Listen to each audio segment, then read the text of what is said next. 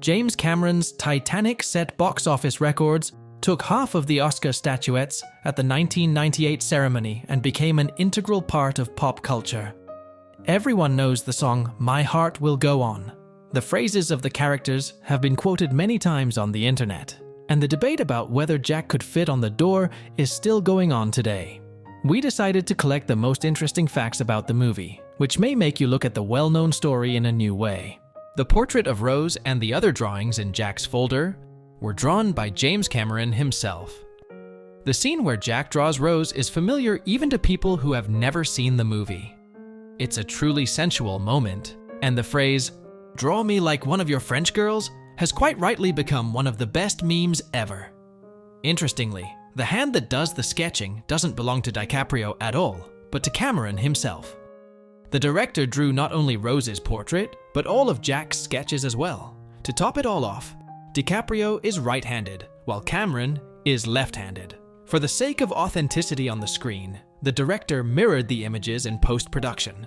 A man named Dawson was really on the Titanic. Jack Dawson is a completely fictional character, but it turns out that a man with a similar name was aboard the real ship. The young man was 23 years old, and after the movie premiered, his grave became a popular place to visit. James Cameron himself claims that he found out about the real Dawson already after the filming of the picture, and the name for DiCaprio's character was invented by himself. Perhaps this is indeed an incredible coincidence, and another beautiful legend that complements the mythology of the movie.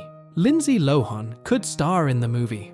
The star of The Naughties, who was 8 years old at the time of the movie's release, could appear in a cameo in Titanic. Remember the moment when Jack Dawson spins in a dance with a young passenger? Leonardo DiCaprio's character called the little girl his best girl. It turns out that Cameron changed his mind about casting Lindsay Lohan in the role for the reason that her red hair reminded him of Rose and her mother Ruth. In the end, so that the audience did not mistake Jack's favorite for a relative of Rose, the heroine played Alexandra Owens Sarno. The ship sank at 2:20 a.m., but in the movie, the clock shows 2:15 a.m. Cameron's movie has an impressive timing, more than 3 hours. Curiously, it took the ship 2 hours and 40 minutes from the moment of the accident to sinking into the ocean. In other words, Titanic sank not so rapidly as it may seem when watching the movie. But there is a detail that pretty accurately conveys the real facts. The liner collided with an iceberg at 11:40 p.m. and went underwater at 2:20 a.m. The director focuses the viewer's attention on the clock. The hands show 2:15 a.m. That is, there are only 5 minutes left before the giant ship disappears into deep waters. In the finale, when Rose and Jack meet on the ship, we see 2:20 a.m. on the clock. Time on the liner has stopped forever. Fabrizio's knife at the end of the movie is the same one he and Jack won at cards. As you know, at the beginning of the movie, Jack and his friend Fabrizio play cards. Luck smiled on the young men. A few rounds, and here in their pockets, the young men have tickets to board the Titanic, cash, a watch and a knife. Already at the end of the movie, when the worst has happened, Fabrizio cuts the ropes of the lifeboat with the same knife. In addition, the clock during the game shows 11:53 a.m. The friends have exactly 7 minutes to catch the liner, which is due to leave at 12 a.m. Cameron had not planned to include songs in the movie, but Celine Dion's voice made him change his mind. Cameron turned to composer James Horner for help with the music. He knew that the director wanted the movie to have only melodies without vocals. However, Horner still decided to do it his way and recorded a song with Celine Dion, My Heart Will Go On. Cameron agreed with the composer's decision, and 25 years later, it seems to be almost the most correct choice of the master. The song is inextricably linked to the film, and Titanic is impossible to imagine without the recognizable voice of the Canadian performer. The chef in the movie is based on a real person who survived thanks to alcohol.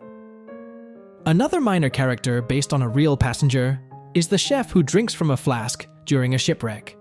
Cameron was inspired by the story of Charles John Joen, a chef who stayed in cold water for 2 whole hours and survived. The man was the last survivor of those who left the ship. Charles himself believes that he did not suffer because of the icy ocean, thanks to the alcohol he had drunk earlier. The elderly couple left in the cabin had real-life prototypes. There is a moment in the movie The elderly couple lies on the bed until the musicians stop playing and the water rushes into the cabins. The people the characters are based on were named Isidore and Ida Strauss.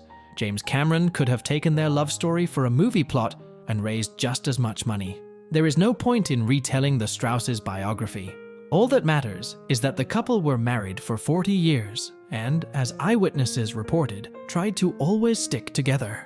It is also known that Isidore was offered to get into a lifeboat, but he refused to take a seat while women and children remained on board. Ida, for her part, did not want to leave the ship without her husband. The last time the lovers were seen on deck, they sat on deck chairs and held hands. The Strausses owned a Macy's store. A plaque dedicated to the couple can be seen on the first floor of the department store. The film crew was poisoned on the last day of work. After a grueling shoot, many crew members contracted a mysterious illness.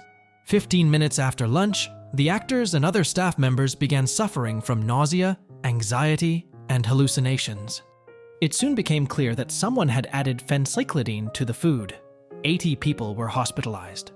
A version appeared that the poisoning was the work of the fired chef, but later these talks turned out to be rumors. To this day, it is not known who is responsible for what happened. The script features quotes from real survivors. James Cameron included phrases from real people who survived the shipwreck.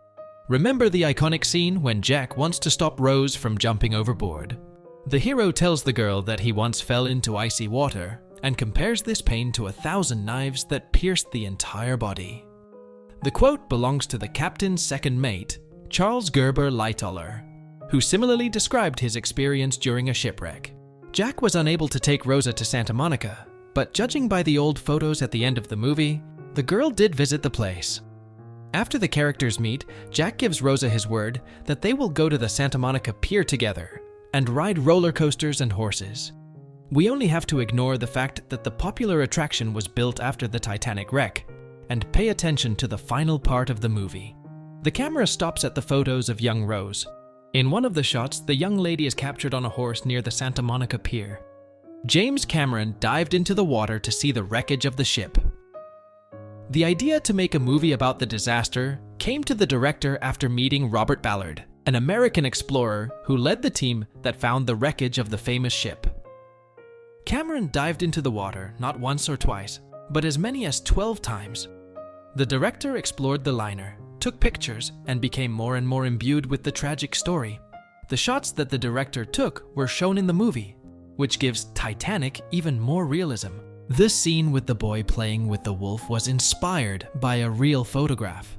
The movie packs a whole palette of small but important details that are easy to overlook. One of them is the unremarkable scene with the child playing with the whirligig as Jack heads to the first-class deck. During filming, the director used a picture taken on April 11, 1912, by Irish Jesuit priest and photographer Francis Brown. The image shows 6-year-old Robert having fun with a traditional toy of the time. Brown did not witness the disaster as the man went ashore during the anchorage, and the boy, along with his father, were among the survivors. But Robert died shortly after the crash due to an accident. The night sky was depicted incorrectly in the original movie and was changed in the 2012 re-release. Despite having many authentic details, the movie was not without its missteps. For example, it's worth remembering the moment when Rose lay on the wreckage of the door and looked up at the stars.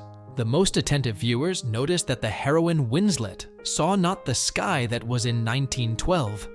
American astrophysicist Neil deGrasse Tyson tried to convince the director to make the appropriate adjustments. Cameron eventually asked the scientist to send him the exact location of the stars. In 2012, on the centennial of the disaster, a re-release of Titanic was released, where the night sky corresponds to the realities of the time.